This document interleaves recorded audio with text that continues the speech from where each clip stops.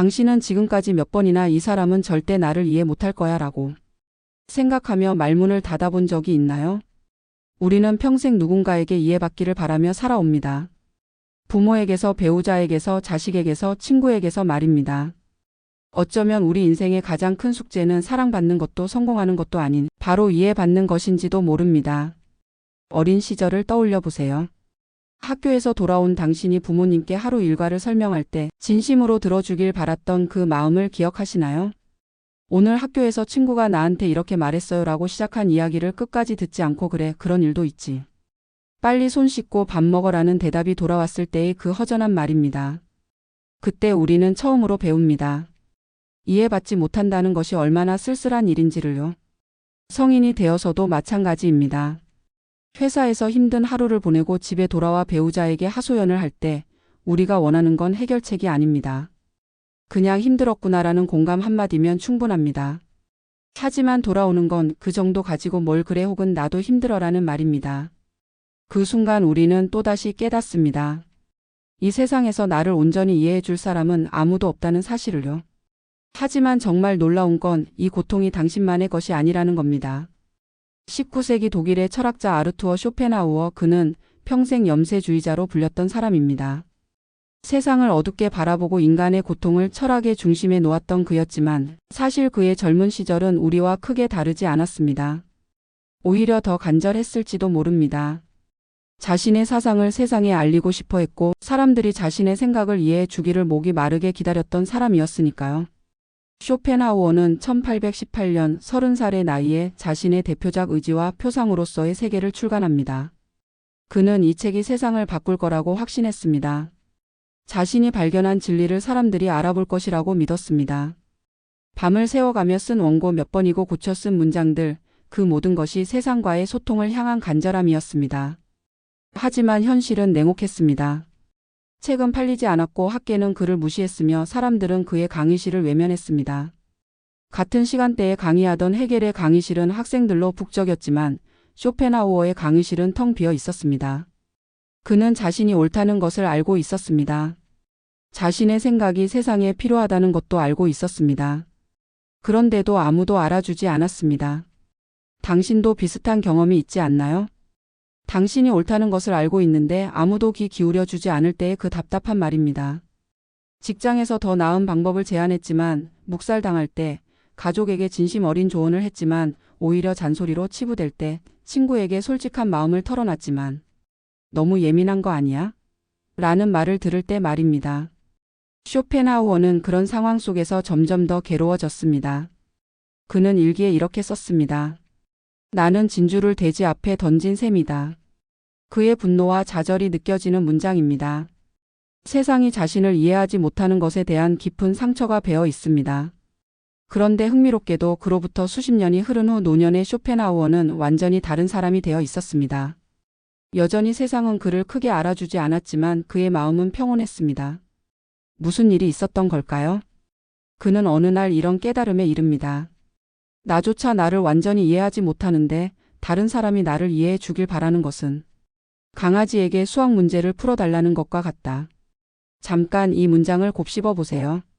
나조차 나를 완전히 이해하지 못한다는 말입니다. 우리는 자기 자신에 대해 얼마나 알고 있을까요?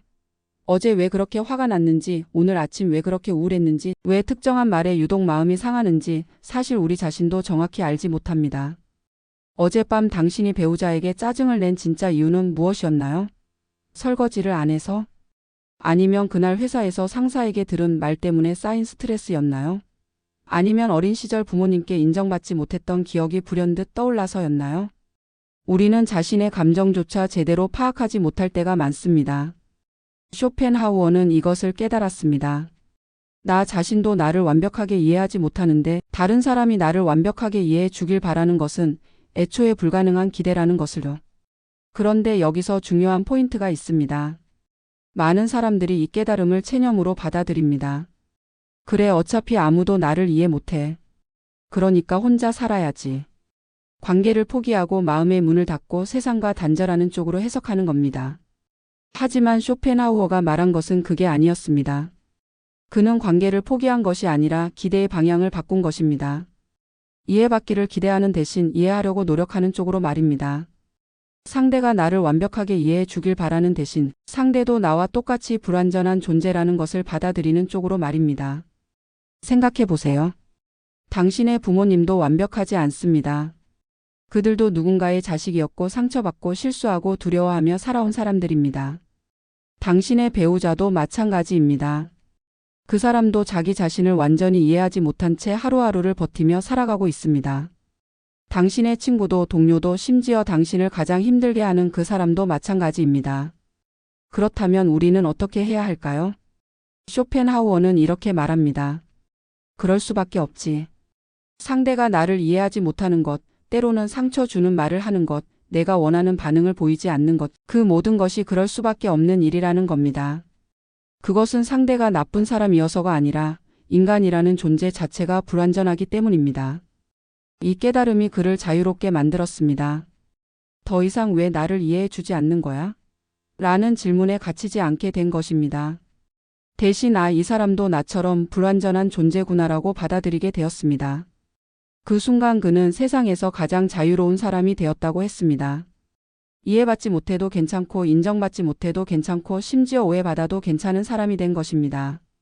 왜냐하면 그 모든 것이 그럴 수밖에 없는 일이라는 것을 알게 되었으니까요. 당신도 이 자유를 경험할 수 있습니다. 다음에 누군가가 당신을 이해하지 못할 때 화부터 내는 대신 이렇게 생각해 보세요. 그럴 수밖에 없지. 나도 나를 완벽하게 이해하지 못하는데 저 사람이 나를 완벽하게 이해하는 건 애초에 불가능한 일이야. 그러면 마음이 조금은 가벼워질 겁니다. 이것은 시작입니다. 쇼펜하우어가 발견한 자유의 첫 번째 열쇠입니다. 그리고 이 깨달음은 우리를 더 깊은 곳으로 안내할 것입니다. 당신은 혹시 내가 이렇게까지 해줬는데? 라는 말을 속으로 몇 번이나 되뇌어 본 적이 있나요? 우리를 가장 괴롭히는 것은 사람의 행동이 아닙니다. 사실 사람들이 우리에게 직접적으로 해를 끼치는 경우는 생각보다 많지 않습니다. 우리를 정말로 괴롭히는 것, 밤새도록 잠 못 이루게 만드는 것, 관계를 무너뜨리는 것은 바로 기대입니다. 나는 이렇게 했으니 너도 그래야 한다는 마음. 이것이 우리를 올가매는 보이지 않는 사슬입니다. 구체적으로 생각해 봅시다. 당신은 친구의 이사를 도와줬습니다. 주말 내내 시간을 내서 짐을 날랐고 새집 청소까지 함께 했습니다. 그런데 몇 달 후 당신이 이사할 때 그 친구는 그날 일정이 있어서라며 오지 못했습니다. 그 순간 당신의 마음속에는 무엇이 일어나나요? 내가 그때 그렇게 도와줬는데 하는 서운함이 밀려옵니다. 부모와 자식 관계에서는 이런 기대가 더욱 강렬합니다. 자식에게 희생했으니 연락해 주길 바라는 마음. 나는 너를 키우느라 내 인생을 다 바쳤는데 일주일에 한 번 전화하는 게 그렇게 어려운 일이니? 이런 마음이 가슴속에 쌓이고 쌓입니다. 부부 관계도 마찬가지입니다. 배우자에게 참고 살았으니 알아주길 바라는 마음. 20년, 30년을 함께 살면서 수없이 많은 순간들을 참아왔습니다. 하고 싶은 말을 삼키고 하고 싶은 일을 포기하고 상대방을 위해 양보했던 그 모든 순간들 말입니다. 그런데 상대방은 그것을 당연하게 여기는 것처럼 보입니다. 내가 얼마나 참고 살았는데 그것도 모르냐? 는 말이 목구멍까지 차오릅니다. 여기서 잠깐 이 질문을 스스로에게 던져보세요. 당신이 누군가에게 무언가를 해줄 때 정말로 아무 기대 없이 했나요? 아니면 마음 한구석에 이 정도 해줬으면 나중에 뭔가 돌아오겠지라는 기대가 있었나요? 우리는 대부분 후자입니다. 그리고 그것이 문제가 되는 건 아닙니다. 인간이기에 당연한 감정입니다. 문제는 그 기대가 충족되지 않았을 때 우리가 느끼는 배신감과 분노, 그리고 그것이 관계를 어떻게 파괴하는가입니다. 쇼펜하우어는 이것을 정확히 꿰뚫어 봤습니다. 그는 분명히 말합니다. 인간관계의 고통은 상대에게 나를 맡기는 순간 시작된다. 이 문장을 천천히 음미해 봅시다. 상대에게 나를 맡긴다는 것은 무슨 의미일까요? 그것은 내 행복의 열쇠를 상대방 손에 쥐어주는 것입니다. 내 만족감이 상대방의 반응에 달려있게 만드는 것입니다. 내 평화가 상대방의 행동에 의존하게 되는 것입니다. 예를 들어 봅시다. 당신이 정성껏 준비한 생일 선물을 친구에게 줬습니다. 선물을 고르는 데만 일주일이 걸렸고 포장도 직접 했으며 카드에는 진심 어린 메시지를 적었습니다. 이제 당신의 마음 상태는 친구의 반응에 달려 있습니다. 친구가 환하게 웃으며 너무 좋아. 정말 고마워. 라고 말하면 당신은 행복합니다. 하지만 친구가 고마워라고 무덤덤하게 말하고 넘어가면 당신은 실망합니다. 여기가 핵심입니다. 당신의 행복이 이제 당신의 것이 아닙니다. 친구의 손에 달려 있습니다. 당신은 이미 친구에게 당신을 맡긴 것입니다. 쇼펜하우어는 이런 상태를 의지의 노예 상태라고 불렀습니다. 우리는 상대방의 반응을 갈구하고 그것을 얻지 못하면 고통받습니다. 그리고 이 고통은 상대방이 만든 것이 아닙니다. 우리 자신의 기대가 만든 것입니다. 어느 날 쇼펜하우어는 이런 깨달음을 얻습니다. 주는 순간까지는 자유입니다. 보답을 기대하는 순간부터 우리는 묶입니다. 이 문장을 다시 한번 곱씹어 봅시다. 주는 순간까지는 자유입니다. 당신이 친구를 도와줄 때, 부모님께 효도할 때, 배우자를 배려할 때, 그 순간만큼은 당신은 완전히 자유롭습니다. 당신의 선택이고 당신의 의지이며 당신의 사랑입니다. 아무도 당신을 강요하지 않았고 당신은 순수하게 주고 있는 것입니다. 그런데 보답을 기대하는 순간 모든 것이 달라집니다. 나는 이렇게 해줬으니 너도 이렇게 해줘야 해라는 생각이 들어오는 순간 당신이 했던 모든 아름다운 행동들이 거래로 변질됩니다. 사랑은 계산이 되고 배려는 투자가 되며 희생은 빚이 됩니다. 그렇다면 우리는 어떻게 해야 할까요? 쇼펜하우어는 놀라운 답을 제시합니다. 사랑은 거래가 아닙니다. 주는 것으로 이미 완성됩니다. 생각해 보세요. 당신이 아이에게 밥을 먹이는 이유는 아이가 나중에 당신께 밥을 사주길 바라서가 아닙니다. 당신이 친구와 시간을 보내는 이유는 나중에 그 시간을 돌려받기 위해서가 아닙니다. 당신이 배우자를 위해 양보하는 이유는 나중에 그만큼의 양보를 받아내기 위해서가 아닙니다. 진정한 사랑은, 진정한 배려는, 진정한 희생은 주는 그 순간에 이미 의미가 있습니다. 돌아오는 것이 있든 없든, 알아주든 말든, 고마워하든 말든 그것과 상관없이 주는 행위 자체가 이미 완성된 것입니다. 어느 겨울날 한 노인이 공원 벤치에 앉아 비둘기에게 빵 부스러기를 주고 있었습니다. 지나가던 사람이 물었습니다. 그 비둘기들이 당신에게 고마워할까요? 노인은 웃으며 대답했습니다. 고마워하지 않아도 됩니다. 나는 그저 주는 게 좋을 뿐입니다. 이것이 자유입니다. 고마워하지 않아도 사랑의 가치는 줄어들지 않습니다. 인정받지 못해도 배려의 의미는 사라지지 않습니다. 보답받지 못해도 희생의 아름다움은 변하지 않습니다. 쇼펜하우어는 말합니다. 당신이 한 일의 가치는 상대방의 반응에 달려 있지 않다고 말입니다. 당신이 사랑했다면 당신은 이미 사랑한 사람입니다. 당신이 배려했다면 당신은 이미 배려한 사람입니다. 그것으로 충분합니다. 실제로 그의 삶을 보면 이런 철학이 어떻게 실천되었는지 알 수 있습니다. 쇼펜하우어는 평생 동안 자신의 철학을 책으로 썼지만 대부분의 시간 동안 아무도 읽어주지 않았습니다. 그의 책은 출판사 창고에서 먼지만 쌓여갔습니다. 그런데도 그는 계속 썼습니다. 왜일까요? 그는 깨달았기 때문입니다. 자신이 쓰는 이유는 사람들이 읽어주기를 바라서가 아니라 쓰는 것 자체가 자신의 소명이기 때문이라는 것을 말입니다. 세상이 알아주든 말든 그것은 중요하지 않았습니다. 그는 주는 것으로 이미 완성되었습니다. 당신의 삶에도 이것을 적용해 볼 수 있습니다. 자녀에게 전화를 기다리지 마세요. 당신이 먼저 전화하세요. 그리고 아이가 바쁘다고 하면 그럴 수밖에 없지라고 말하세요. 당신의 사랑은 아이의 전화 횟수로 측정되지 않습니다. 배우자가 당신의 희생을 알아주지 않는다고 서운해하지 마세요.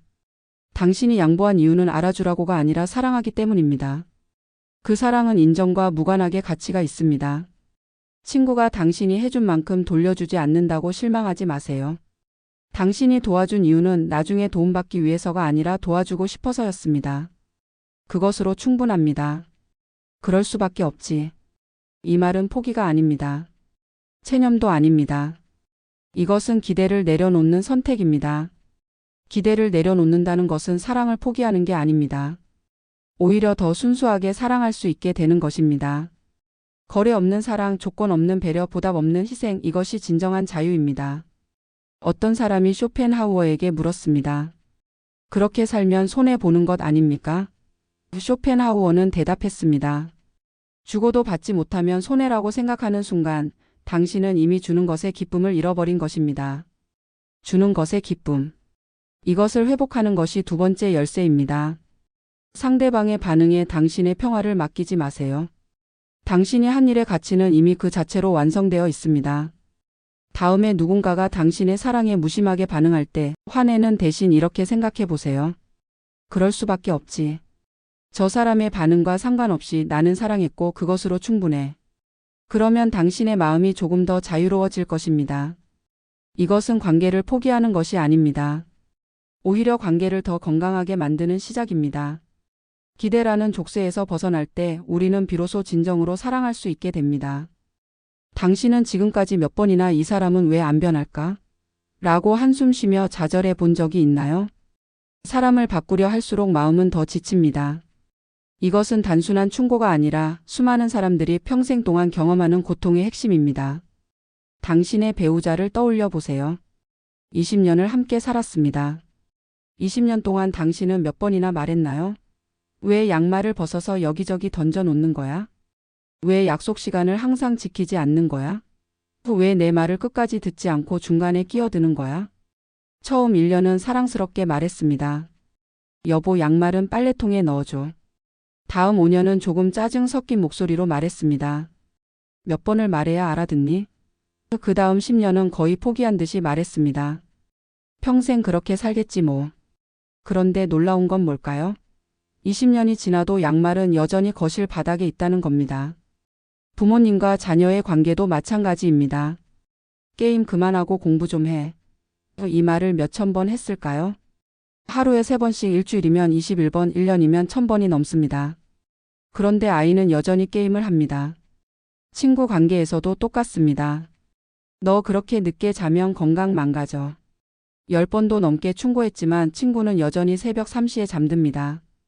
여기서 우리가 놓치는 진실이 있습니다.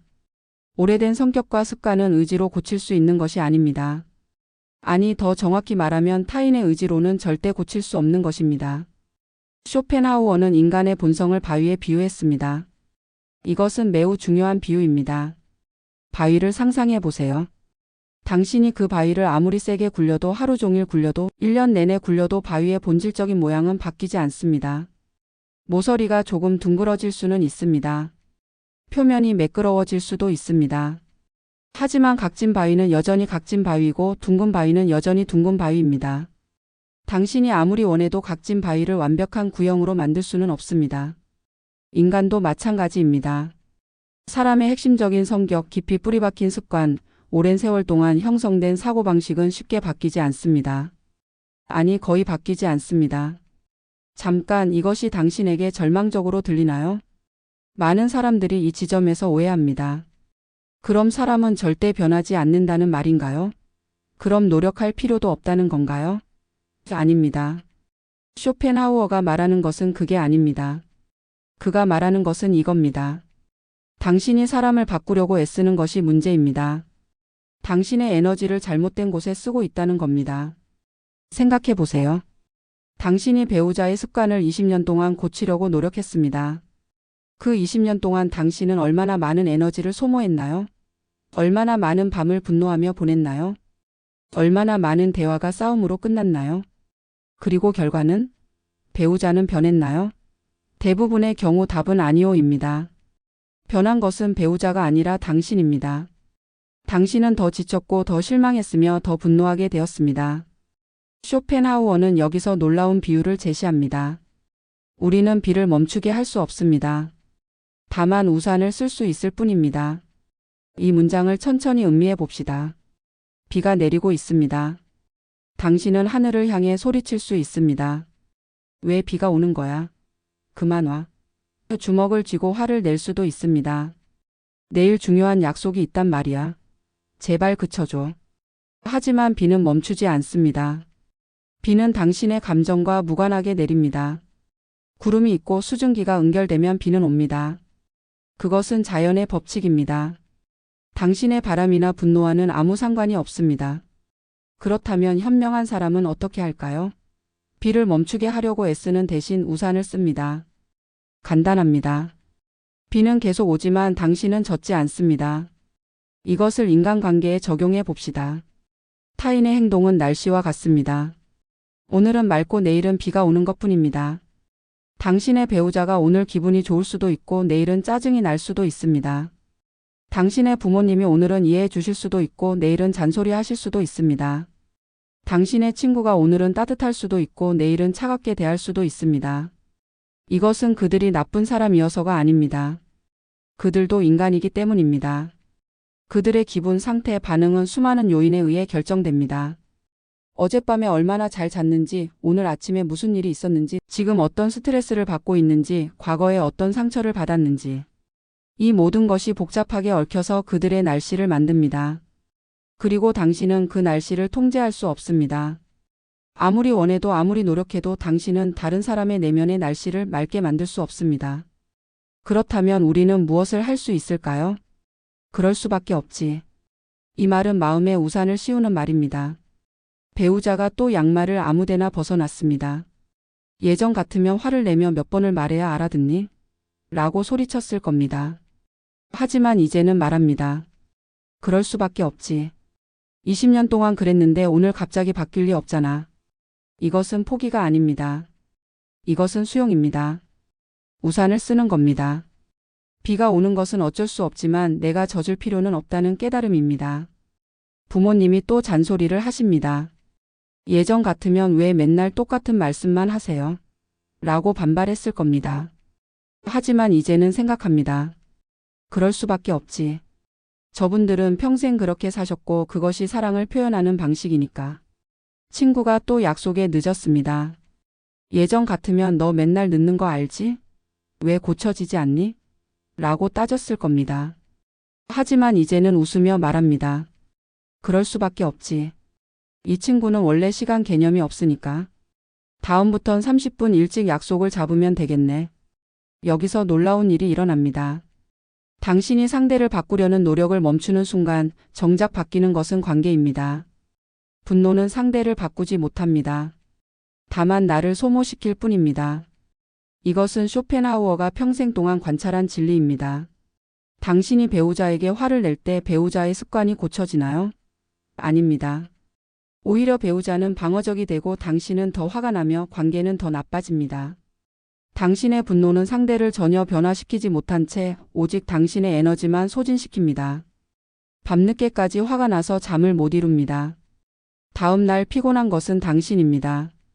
상대는 편히 잘 자고 있습니다. 일주일 내내 그 일로 스트레스를 받습니다. 소화도 안 되고 집중도 안 되고 다른 일도 제대로 못합니다. 상대는 멀쩡합니다. 이것이 분노의 아이러니입니다. 우리는 상대를 벌주려고 화를 내지만 정작 벌받는 것은 우리 자신입니다. 쇼펜하우어는 이것을 불타는 석탄을 들고 있는 것에 비유했습니다. 당신은 그 석탄을 상대에게 던지려고 하지만 먼저 타는 것은 당신의 손입니다. 그렇다면 대안은 무엇일까요? 사람을 있는 그대로 받아들일 때 비로소 저녁이 조용해집니다.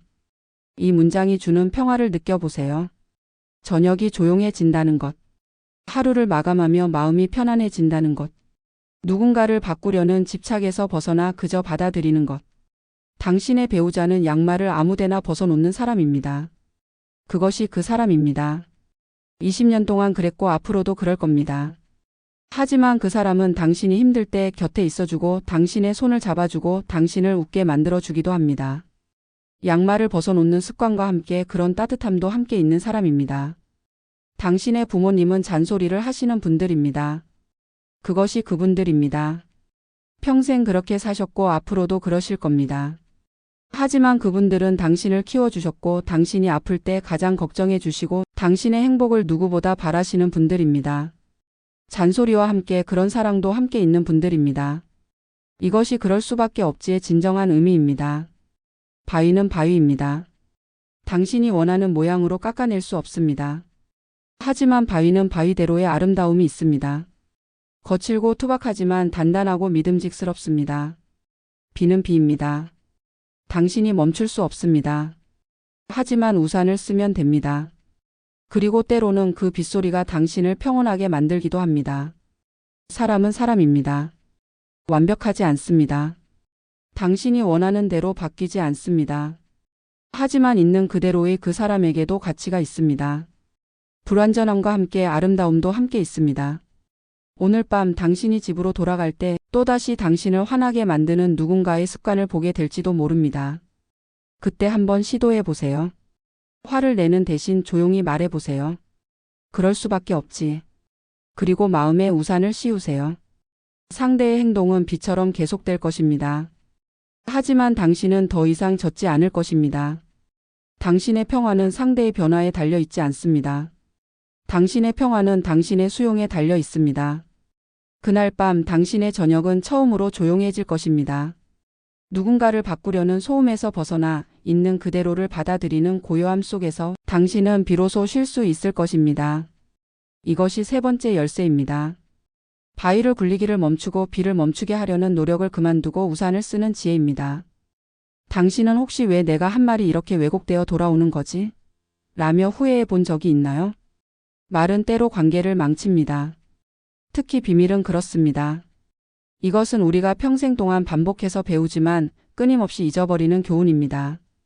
어느 날 저녁 당신은 가장 친한 친구와 술을 마시고 있습니다. 분위기가 좋고 마음이 열리고 평소에는 하지 못했던 이야기를 꺼내게 됩니다. 사실 나 요즘 회사에서, 혹은 솔직히 우리 집 상황이, 혹은 진짜로 말하면 나 그 사람이. 그 순간 당신은 안도감을 느낍니다. 가슴속에 담아뒀던 무거운 짐을 내려놓는 것 같은 기분입니다. 친구는 공감하며 고개를 끄덕입니다. 그랬구나, 힘들었겠다. 당신은 생각합니다. 역시 이 친구한테는 말해도 되는구나. 그런데 문제는 그 다음부터 시작됩니다. 한 달 후 당신은 이상한 눈빛들을 느낍니다. 직장 동료들이 당신을 보는 시선이 미묘하게 달라졌습니다. 어떤 사람은 동정 어린 눈으로 보고 어떤 사람은 수근거리며 힐끔거립니다. 그리고 며칠 후 당신과 별로 친하지도 않은 사람이 다가와서 이렇게 말합니다. 그 일로 많이 힘들었다며? 내가 들었는데. 당신의 심장이 철렁 내려앉습니다. 어떻게 알았을까? 그리고 곧 깨닫습니다. 당신이 가장 친한 친구에게만 했던 그 이야기가 지금은 사무실 전체에 퍼져 있다는 것을요. 우리는 친밀해지고 싶어 마음을 털어놓지만 그 말은 언젠가 다른 모양으로 돌아옵니다. 여기서 주목해야 할 단어는 다른 모양입니다. 당신이 했던 말이 그대로 전달되는 경우는 거의 없습니다. 당신이 요즘 일이 좀 힘들어라고 말했다면 그것은 제 요즘 회사 그만둔 데가 됩니다. 당신이 남편이랑 요즘 대화가 좀 없어라고 말했다면 그것은 쟤네 부부 요즘 사이가 안 좋대가 됩니다. 왜 이런 일이 일어날까요? 사람들이 악의적이어서일까요? 대부분의 경우는 아닙니다. 그저 인간의 본성일 뿐입니다. 사람들은 이야기를 전할 때 자신도 모르게 살을 붙입니다. 조금 더 흥미롭게 만들고 조금 더 극적으로 만들며 자신의 해석을 보탭니다. 그렇게 이야기는 한 사람에서 다른 사람으로 전달될 때마다 조금씩 변형됩니다. 마치 전화기 게임처럼 말입니다. 첫 번째 사람은 엘리펀트라고 말했는데 10번째 사람에게 가면 엘리베이터가 되어 있는 것처럼요. 쇼펜하우어는 이것을 정확히 꿰뚫어 봤습니다. 그는 이렇게 말했습니다. 적에게 말하고 싶지 않은 일은 친구에게도 말하지 말라. 처음 이 문장을 들으면 너무 냉소적으로 들립니다. 친구도 믿지 말라는 건가? 그럼 누구를 믿으란 말인가? 많은 사람들이 이렇게 반응합니다. 하지만 쇼펜하우어가 말하는 것은 친구를 의심하라는 게 아닙니다. 그가 말하는 것은 현실을 직시하라는 것입니다. 당신의 친구가 나쁜 사람이라서 비밀을 누설하는 게 아닙니다. 친구도 인간이기 때문입니다. 친구도 누군가에게 털어놓고 싶을 때가 있습니다. 친구도 술자리에서 분위기에 휩쓸릴 때가 있습니다. 친구도 이건 비밀인데 라고 말하며 다른 친구에게 이야기할 수 있습니다. 그리고 그 친구의 친구도 마찬가지입니다. 그렇게 비밀은 퍼져나갑니다. 의도적인 배신이 아니라 그저 인간의 본성 때문에 말입니다. 잠깐 이것을 당신 자신에게 물어보세요. 당신은 완벽하게 비밀을 지킨 적이 있나요? 정말로 한 번도 단 한 사람에게도 말하지 않은 적이 있나요? 대부분의 사람들은 솔직하게 대답할 것입니다. 글쎄, 배우자한테는 말했지. 아주 가까운 친구 한 명한테만은. 엄마한테는 말해도 괜찮다고 생각했어. 바로 그겁니다. 당신도 그렇게 합니다. 그렇다면 당신의 친구도 당연히 그렇게 할 수 있습니다. 이것은 배신이 아니라 인간의 본성입니다. 쇼펜하우어는 계속해서 말합니다. 침묵은 차가움이 아닙니다. 자기 보호입니다. 이 문장을 곱씹어 봅시다. 우리 사회는 침묵을 부정적으로 봅니다. 왜 말이 없어? 나한테 마음을 안 여는 거야? 우리 사이에 비밀이 있으면 안 되지. 진짜 친구라면 다 털어놓아야지. 하지만 정말 그럴까요? 진짜 친밀함은 모든 것을 말하는 것일까요? 아니면 말하지 않아도 편안한 것일까요? 생각해 보세요. 가장 깊은 관계는 때로 말이 없어도 편안한 관계입니다. 함께 있으면서 침묵을 공유할 수 있는 관계. 상대가 모든 것을 말하지 않아도 이해하고 존중하는 관계. 침묵은 상대를 밀어내는 것이 아닙니다. 오히려 자신을 지키는 것입니다. 쇼펜하우어는 이것을 자기 보호라고 불렀습니다. 당신이 직장에서 있었던 모든 일을 가족에게 말할 필요는 없습니다. 당신이 과거에 겪었던 모든 상처를 연인에게 털어놓을 필요는 없습니다. 당신이 지금 느끼는 모든 감정을 친구에게 설명할 필요는 없습니다. 모든 진심을 말로 증명할 필요는 없습니다.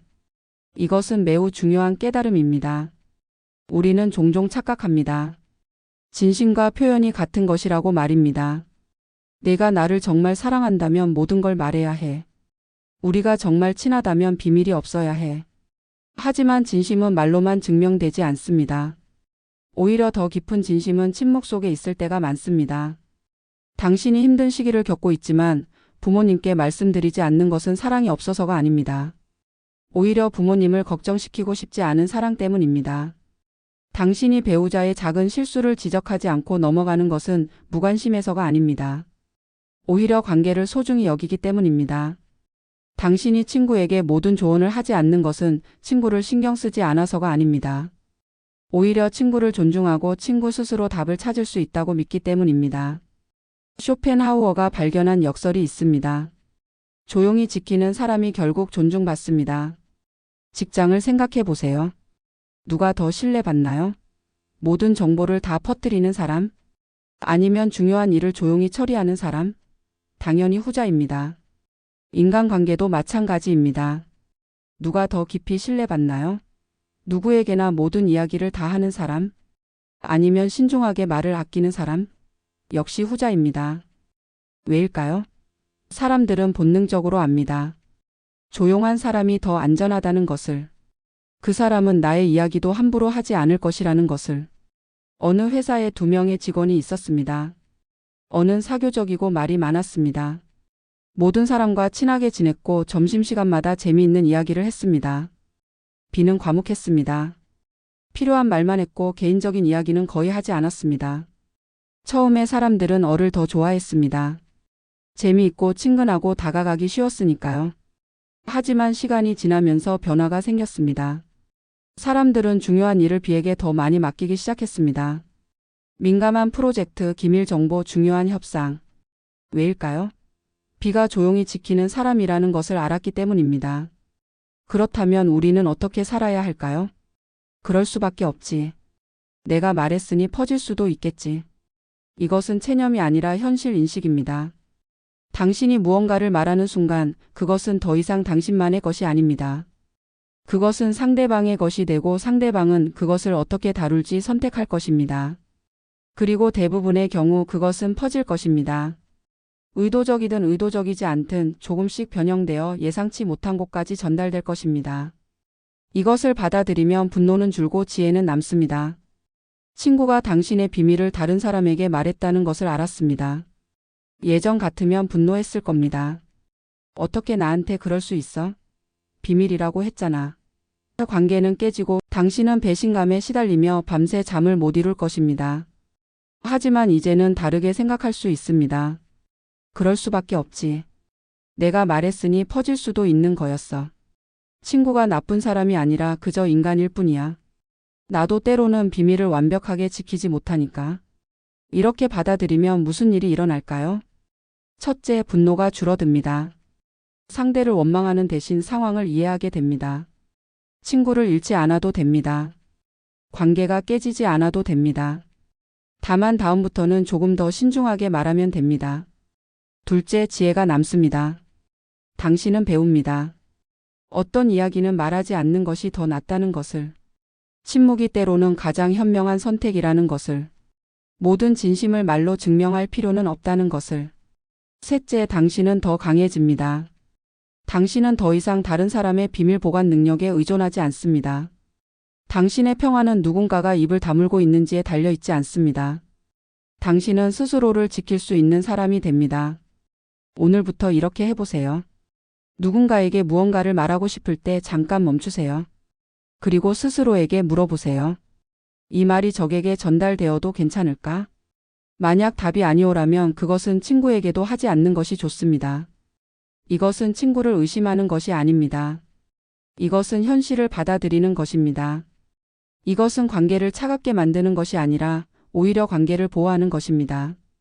조용히 지키는 사람이 되세요. 모든 것을 말하는 사람이 아니라 필요한 것만 말하는 사람이 되세요.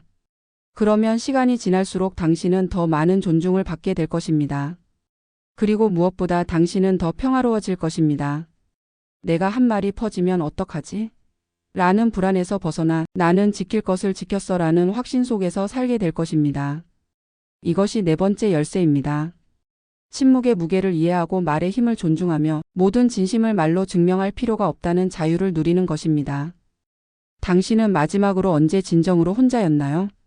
누구의 시선도 누구의 기대도 없이 오롯이 당신만 있었던 그 시간을 기억하시나요?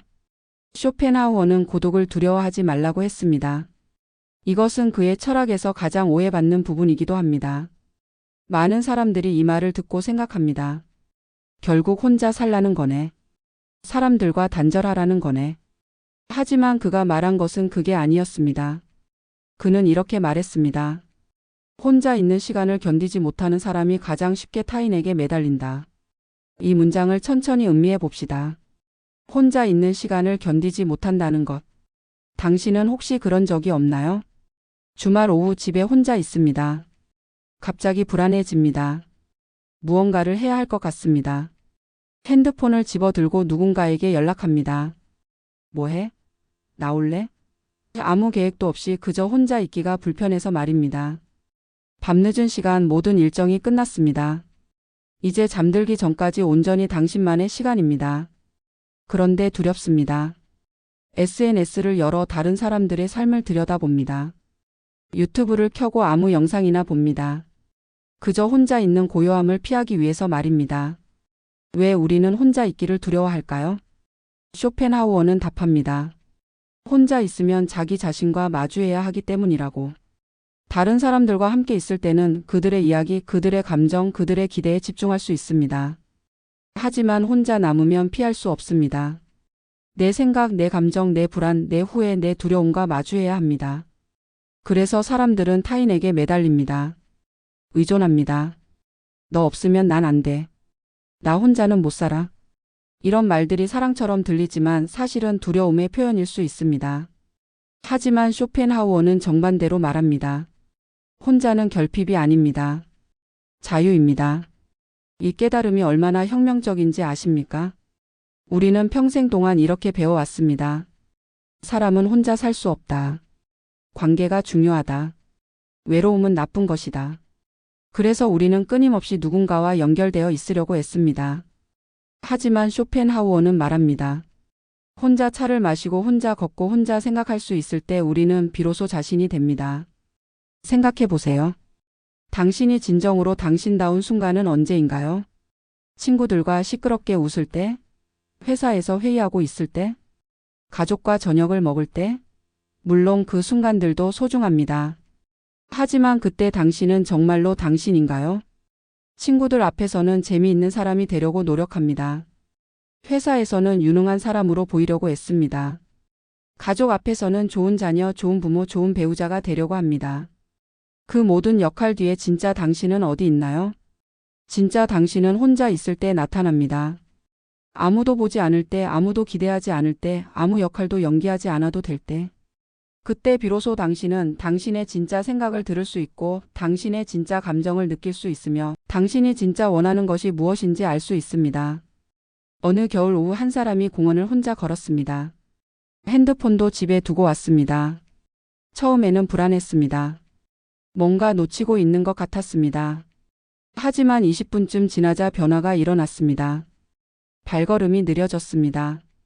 주변 소리가 들리기 시작했습니다. 나뭇잎 바스락거리는 소리, 까치 울음소리, 멀리서 들리는 아이들 웃음소리. 그리고 무엇보다 자신의 숨소리가 들렸습니다. 그는 깨달았습니다. 내가 지금 살아있구나. 누군가의 친구로서, 누군가의 직원으로서, 누군가의 가족으로서가 아니라 그저 나로서 살아있다는 것을 말입니다. 이것이 쇼펜하우어가 말한 자유입니다. 혼자 있을 수 있는 능력, 혼자 있을 때 평온할 수 있는 힘. 이것이 있을 때 비로소 우리는 타인에게 의존하지 않고도 행복할 수 있습니다. 그런데 여기서 또 다른 문제가 생깁니다. 우리는 혼자 있을 때도 진정으로 혼자 있지 못합니다. 왜냐하면 우리의 마음속에는 항상 다른 사람들이 있기 때문입니다. 비교는 마음을 빼앗습니다. 남의 인생은 하이라이트만 보이고 내 인생은 모든 장면이 보이기 때문입니다. 당신은 SNS를 봅니다. 친구가 해외여행 사진을 올렸습니다. 아름다운 풍경, 행복한 미소, 맛있어 보이는 음식. 당신은 생각합니다. 좋겠다. 나는 언제 저렇게 살까? 동료가 승진 소식을 알렸습니다. 축하한다고 댓글을 달지만 마음 한구석은 씁쓸합니다. 나는 왜 아직도 여기 있을까? 친구가 결혼 사진을 올렸습니다. 완벽해 보이는 커플, 축복하는 사람들, 빛나는 미래. 당신은 혼자 있는 당신의 방을 둘러봅니다. 하지만 여기에 거대한 착각이 있습니다. 당신이 보는 것은 그들의 하이라이트입니다. 그 여행 사진 뒤에는 공항에서의 지루한 대기, 숙소에서의 피곤함, 현지 음식의 체한 배가 있습니다.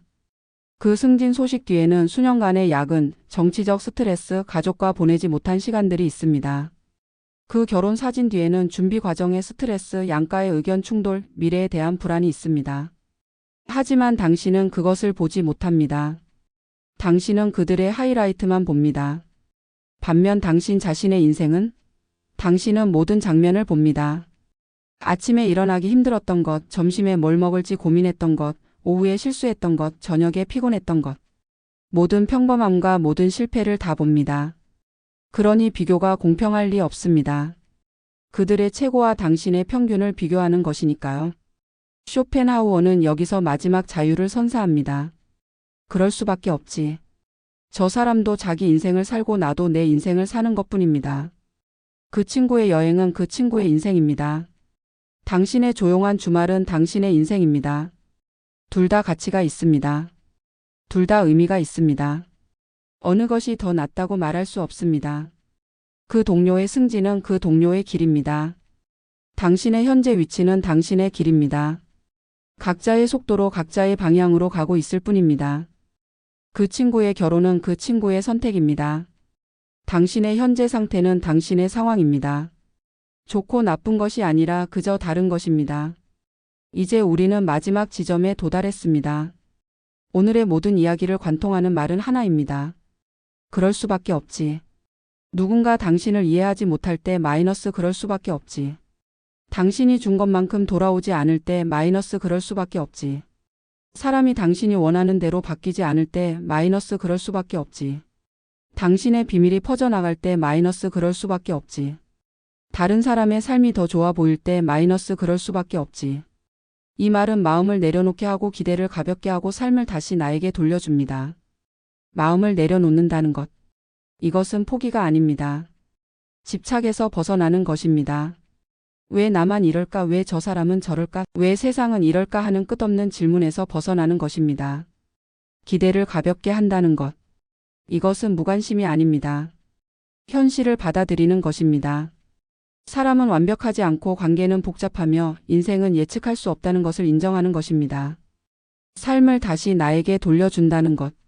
이것이 가장 중요합니다.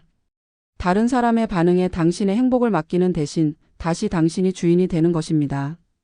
오늘 밤 이 이야기를 들은 후에 한 가지만 해보세요. 거울 앞에 서세요. 거울 속에 자신을 보세요. 그리고 말해주세요. 그동안 정말 고생 많았어. 정말입니다. 당신은 정말 고생 많았습니다. 이해받으려고 애썼고 사랑받으려고 노력했고 인정받으려고 달려왔습니다. 타인의 기대에 맞추려고 자신을 구부렸고 관계를 지키려고 자신을 희생했으며 비교 속에서 자신을 채찍질했습니다. 이제는 멈춰도 됩니다. 거울 속의 자신에게 말해주세요. 이제는 나를 먼저 이해해 주겠어. 다른 사람이 나를 이해해 주기를 기다리지 말고 내가 먼저 나를 이해하겠다고. 다른 사람이 나를 사랑해 주기를 바라지 말고 내가 먼저 나를 사랑하겠다고. 다른 사람이 나를 인정해 주기를 원하지 말고 내가 먼저 나를 인정하겠다고. 그 순간 당신도 쇼펜하우어처럼 조용히 자유로워질 것입니다. 시끄럽지 않게, 극적이지 않게, 그저 조용히. 마음속에서 무언가가 내려앉는 느낌. 오랫동안 어깨를 짓누르던 무게가 사라지는 느낌. 숨이 깊어지고 가슴이 넓어지는 느낌. 당신은 더 이상 누군가에게 이해받아야 할 의무가 없습니다. 더 이상 누군가에게 보답받아야 할 권리도 없습니다. 더 이상 누군가를 바꿔야 할 책임도 없습니다. 더 이상 비밀을 완벽하게 지켜줄 사람을 찾을 필요도 없습니다. 더 이상 누군가와 당신을 비교할 이유도 없습니다. 당신은 그저 당신입니다. 그것으로 충분합니다. 살아오며 미처 듣지 못했던 이 말을 오늘 당신에게 전합니다. 그럴 수밖에 없지. 세상은 완벽하지 않고 사람은 불완전하며 인생은 뜻대로 되지 않습니다. 그리고 그것이 괜찮습니다. 아니, 그것이 인간답습니다. 조용한 위로가 필요할 때, 혼자 있는 밤에 마음을 내려놓고 싶을 때 이 이야기를 떠올려 보세요. 인생의 마지막 수업은 인생의 끝을 말하는 것이 아닙니다. 오히려 지금의 삶을 조금 더 따뜻하게, 조금 더 자유롭게 살아가기 위한 수업입니다. 우리는 완벽해지기 위해 사는 것이 아닙니다. 모든 것을 통제하기 위해 사는 것도 아닙니다. 우리는 그저 살아갑니다.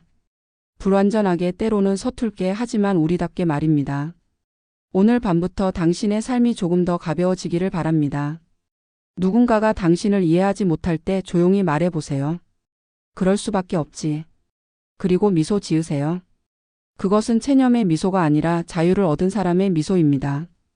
누군가에게 실망했을 때 천천히 숨을 쉬며 말해보세요. 그럴 수밖에 없지. 그리고 손을 내려놓으세요.